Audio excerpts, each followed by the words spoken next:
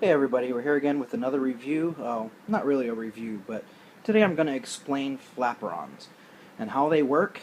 And for those of you who are having a hard time landing your planes that do not have flaps, that have to come in hot with a lot of speed, I'm going to show you how to bring it in a little bit slower with flaperons. You could also make these spoilerons and elevons, but I'll save those for another video. For now, we're going to learn how to do flaperons.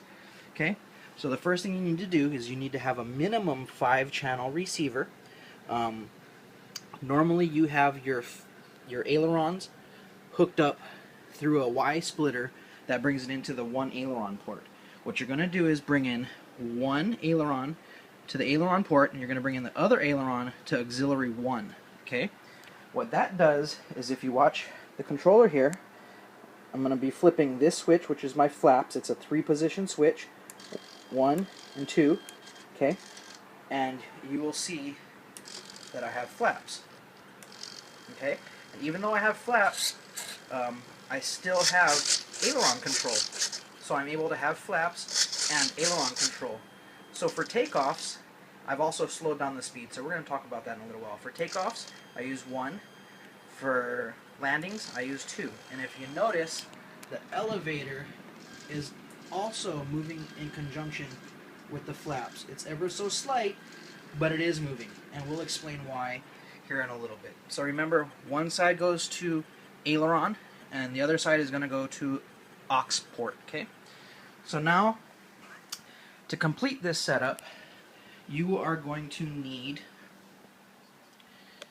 a controller. Now, I'm going to set the camera down for just a second as I unplug the plane to make it safe while I do some explanations for you guys. So just hang on 1 second. Okay, I'm unplugging the plane just to make it safe. Alright, I'm back. Okay, so first thing, you're going to need a digital controller that is capable of doing mixing. Okay, if you have this style controller of one of those ready-to-fly controllers that has 4 channels, something like that, this is not going to work. This can do your 4-channel stuff. If I wasn't using flaperons, I could probably fly this plane with this. Actually I would, because this can bind to it. It's Spectrum, but doesn't fly good with these controllers, and this is not programmable for rates or throw or anything like that. So you need, something like this. This is entry-level DX6i, does 10 birds, it's digital. This is what I'm now using, the new DX7S, which was recently released in 2012, I believe. I love this controller. So this is what I'm actually using now, so I'm going to show you guys how to set up. So first thing is, you're going to hold down the wheel and turn it on. Okay? So, let's see, I'm going to bring this into the light so you guys can see it. Okay, I'm going to go down to wing type. Okay, so when I click on wing type, if you look over here, let's see, you can change your wings from different styles. Okay, you can go from flaperons to single style, 1 aileron, 1 flap, 1 aileron, 2 flaps, 2 aileron, 1 flap, 2 aileron, 2 flaps, elevons, elevon B.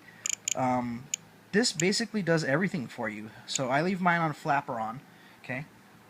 And then the tail style you can also set up for whatever tail you're using. I leave mine on normal because I'm not using any elevon mixes or anything like that. Okay? So once you have that set up, the only thing you need to do now is go to your main screen. So I'm going to go to main. Okay. Then we're going to enter our menu. We're going to go to servo setup. We're going to go down to reverse. I'm going to go to right aileron, and I'm going to reverse that one. Okay, you see that? Then left aileron, because this already figured out that aux 1 is going to be my left aileron because how I set it up in the previous setup menu for flaperons. I'm going to set this up as reverse, and for some reason that seems to work for this particular plane. You may need to reverse one or the other channel, or maybe both channels. I'm not too sure, but it's something you're going to need to play around with a little bit, and then you can get it done. Okay,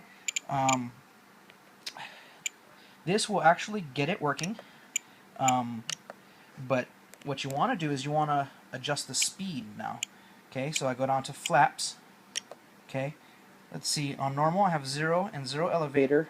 On mid, which is takeoff, I have 30% flap and 5% elevation. For landing, I have 50% flaps, 10% elevator.